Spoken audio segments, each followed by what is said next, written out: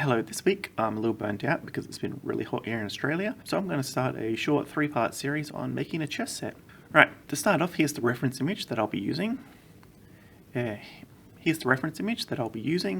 And here are the transformations that I have set for that. You can find it linked below. We're going to start off with the pawn, so let's spawn a cylinder with 8 sides and set its radius down to 0.25.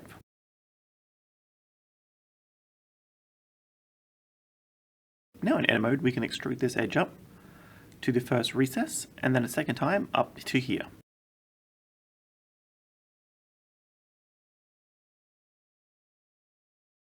Now we can scale these edges in before adding a second edge loop to each, and then we can scale it out before subdividing it.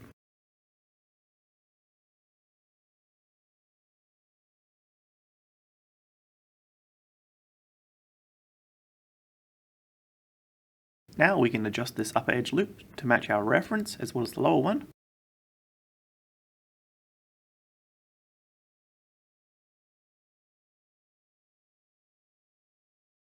I'm also going to add a second edge loop here and round out the base more. Next, I'll extrude a new edge loop and scale it in.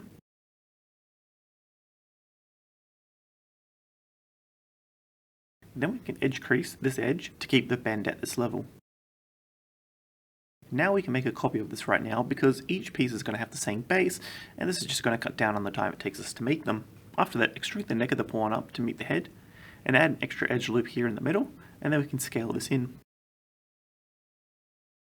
For the head, I'm going to spawn a sphere, and drop the segments down to 8 so that it matches the next count, and makes it easy to merge. Now I'm going to set the rings down to 4, and then we can scale it down and move it into place as the head.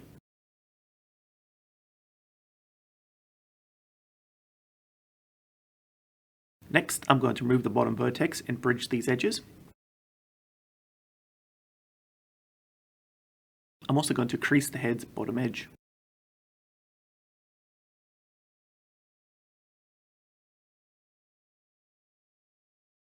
Now let's add 2 edge loops here and extrude out these faces to make the ring. You're going to need to move them around a bit to get the look that you want.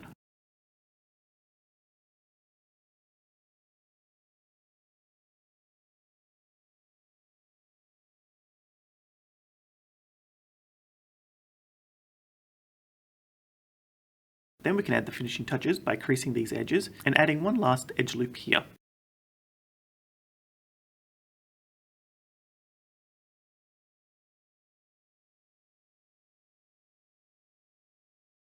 Now you might be wondering why I'm making pieces this way when you've probably seen some Noob vs Pro shorts that makes it in like 10 seconds. Well, the short answer is control. This way you control the poly count and the placements of the vertexes. You're also not always going to have access to the same tools, so you may not always have access to that method.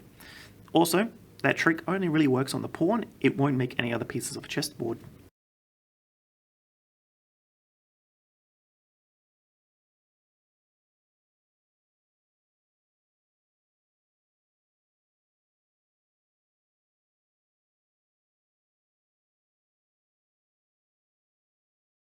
If we look at this model's poly count, we can see that at subdivision level 1, this model looks nice and it only has 560 faces. After applying this modifier, we can bring the face count down a whole lot more if we wanted as well. Now we can start on the rook. We're going to need to scale out the base a bit.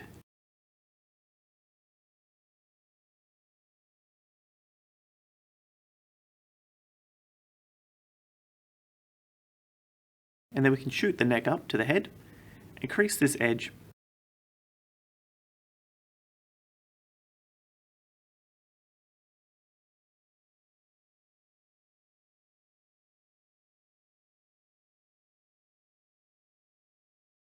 Then we can add an edge loop to the middle of the neck and give it some shape. Then, like we did with the pawn, we can add the base of the head, harden these edges as needed,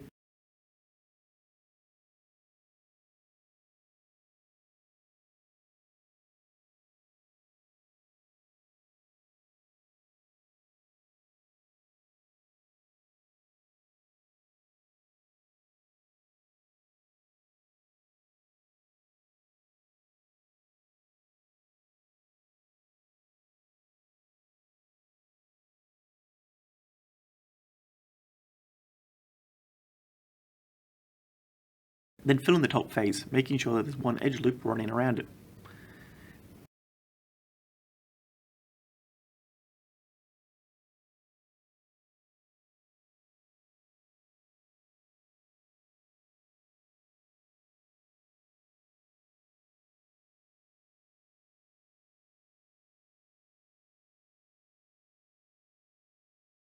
Then we can inset these faces.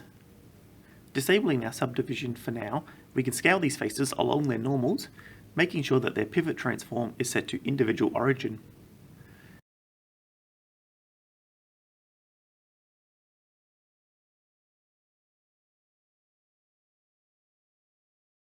Next we can scale these faces along the X and the Y, so that we can extrude these faces up, increase their top edges.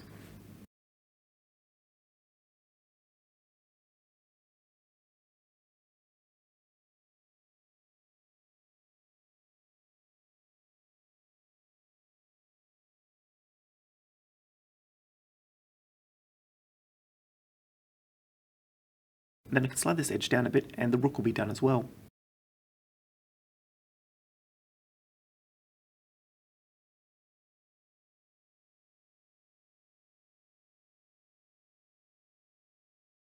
The last thing we're going to make for this video is the board that these pieces are going to sit on. So start with a plane and rotate it 90 degrees on the X, and reduce this down to just one vertex.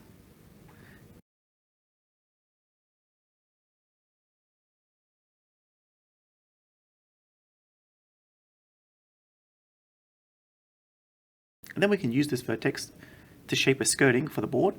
This will entirely come down to your personal preference. You can keep it straight or you can do a fancier design like I am.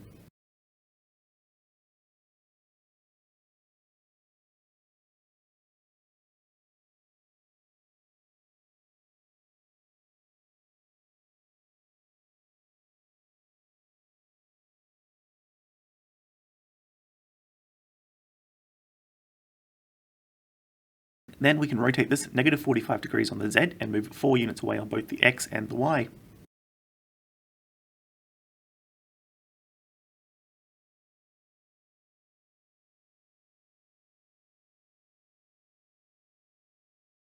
Now we can add a mirror modifier. For me it's going to be on the X and the Z because I didn't apply my transformations earlier. And then we can extrude this edge out into the middle. Make sure that clipping is turned on and that our mirror modifier is actually set to our top modifier, or you'll have this gap.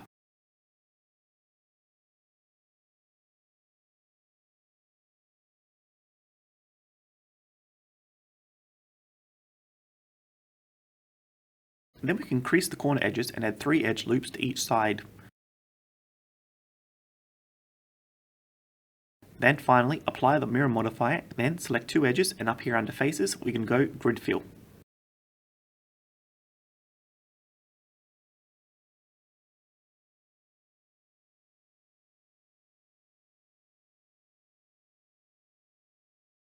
Now we can just quickly add some colour. Now you should note that when a player is looking at a chessboard, the bottom left square should always be a black square for them.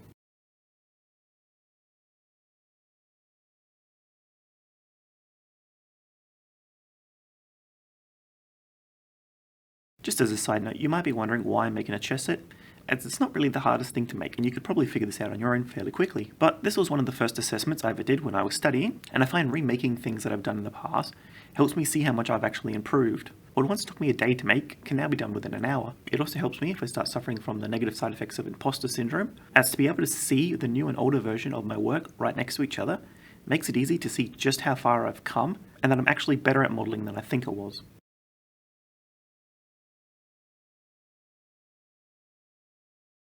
Now as you can see, my scaling on the Y is a bit off, it's only 3 units, so I'm going to fix that up. But with that done, this video is coming to an end, so thank you for watching and don't forget to like and subscribe.